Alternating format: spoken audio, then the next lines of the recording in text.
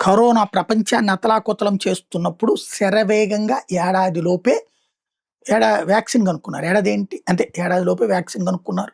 అన్ని దేశాలు అమలు చేసినాయి. కరోనా కంట్రోల్‌లోకి వచ్చేసింది. గుడ్.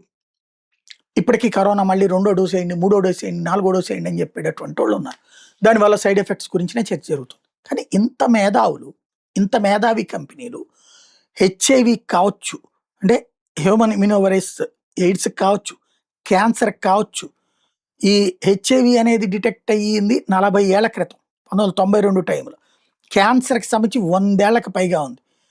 అసలు కనీసం మనకి జలుబు, దగ్గు లాంటిది నిరంతరం వస్తుంది. వాటికి ఎందుకు వ్యాక్సిన్స్ కనుక్కోలేకపోతున్నారు? ఇది ఒక అద్భుతమైనటువంటి ప్రశ్న. భారతీయులకు సంబంధించినటువంటి వ్యవస్థల నుంచి వచ్చినాయి. చాలా అద్భుతమైనటువంటి పాయింట్.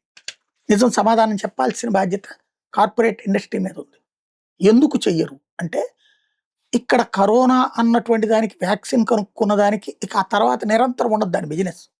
కాబట్టి వేగంగా సంపాదించేసుకోవాలి. అక్కడ వాటికి మందులు కనుక్కుంటే, అంటే చికిత్స వచ్చేస్తే ఇక మందులకి వాల్యూ ఉండదు.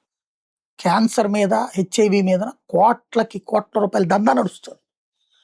మనకి రోగాలు పుట్టడానికి, రోగాలు పోవడానికి రెండిటికి కూడా మన జీవితాలతో చెలగాటం ఆడేటటువంటిది ఈ మిడీ మాఫియా. బట్ ఎవ్వరం ఏం చేయలేం. ప్రపంచమంతా వీళ్ళ శక్తులు చాలా స్ట్రాంగ్‌గా ఉంటాయి.